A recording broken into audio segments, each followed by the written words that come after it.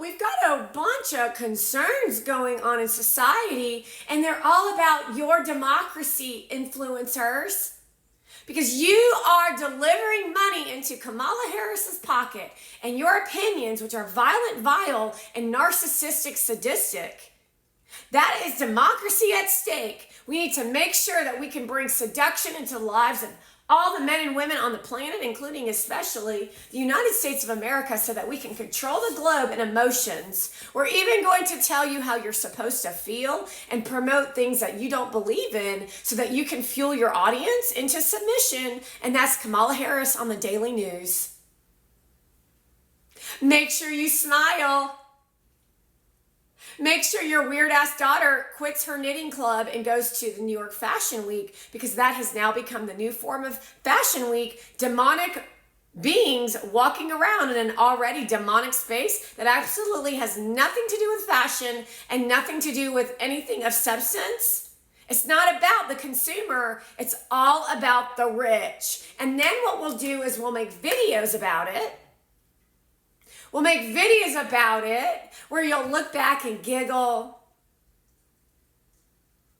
and look hot in your mind, when underneath all of that fake confidence is nothing but insecurity, is dead existence. But more importantly, you're completely embarrassed. You're just trying to figure out how to get validated so you don't feel embarrassed. How do I get away from this embarrassed feeling and this humiliation feeling? However, what you did was completely embarrassing and humiliating. Well, you gotta be. Everything's empty and meaningless? No, everything means something. Everything you've produced in content means something. Everything of your emotions is all negative, and that's what you're trying to teach people how to experience life, because you're just a narcissist. Kristen Cavallari? Oh my God, like, I just want to know what you thought about me when you dated me, and what you thought about me of being older than you, and about my kids. Montana boy. Like, yeah, like when I'm going shopping, I like literally love shopping. That's it. I know what you mean. When people are dating, it is so crazy.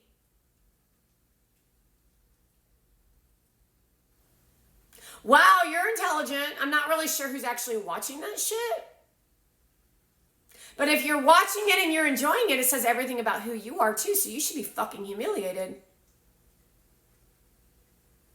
If you're sitting there watching Mona Van perform on her little stage, saying, wow, that was so educational, that's how fucking stupid you are. If you are sitting in the audience looking at these women say, well, I'm Danica Patrick and I'm so rich. And you're like, wow, she just delivered on so much information. I've just really got a lot out of it. So inspiring. Then you're fucking dumb as shit. And your business has already failed, and that's their fucking plan. It's called a Ponzi scheme. They have nothing to offer, and they already have all the money, but that is not enough for them. They want more.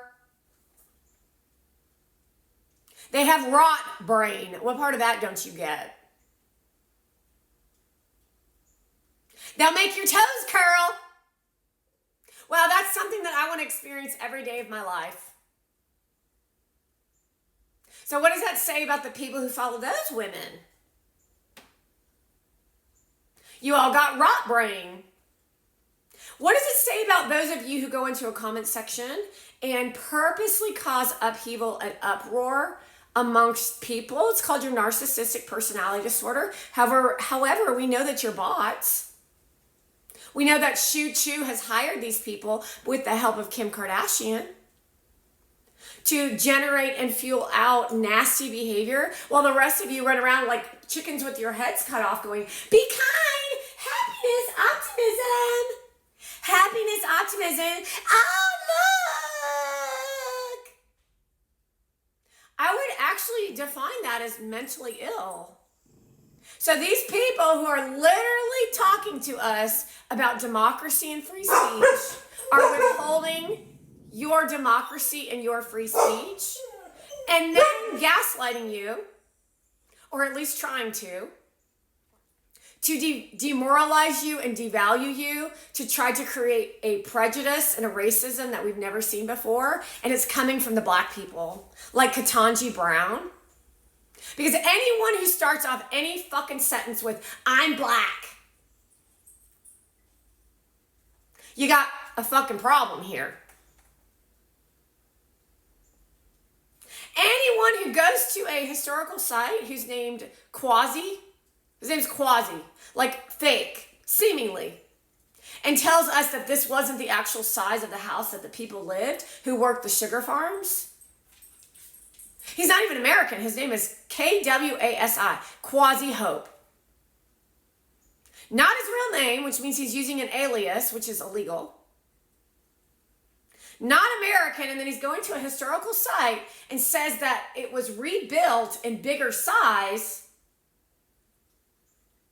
That's not how it works.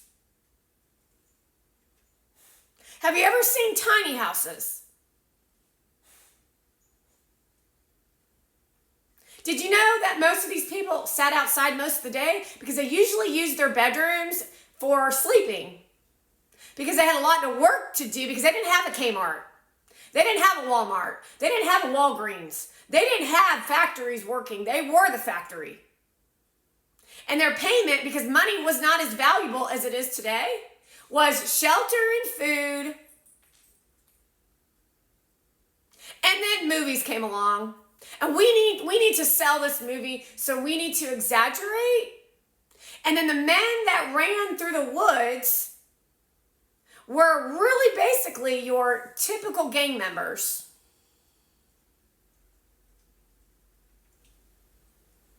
Your typical gang members, or your bad bosses. And that's just how things were in the day. I mean, if you recall, there's actually a recording of a group of people who were what you would call slaves, who sat on the fence and watched soldiers walk by as they fought in the Civil War over the same thing we're fighting over today. Same shit. Except you love drama and you love getting attention. You love people to do for you. That's why you're on Section 8. Well, I don't want to lose my Section 8. Well, then I guess you're voting wrong, because all your Section 8 is going to who? Your migrants. Your migrants are taking your Section 8. Your migrants are taking your health care. Your migrants, Kamala Harris, are getting all of your money, free money that can buy you a home. Which, by the way, when you buy a home, you should take a look at the yard and the inside of the house. You don't even take care of it. So I'm not sure why you want to own a house. You don't mow the yard. You don't take care of it. You don't put the roof on when the roof's falling out. You literally just let it collapse because you don't work for a living. You basically just collect food stamps. The disempowerment that the Democrats put on you, and then your inability to fight for your life, because that's how lazy you all are. And that's how you love being the victims. You love those long ass nails and that hair down to here, and then you love to take your whole life and fight about the nails and the hair. That's all you fight about. Well, it's my culture. Well, it's unprofessional, and it's really kind of gross. Not kind of gross, it is actually gross. It's not real hair, it's a wig. It's called weave. And those dreadlocks, you don't wash them and they smell funny.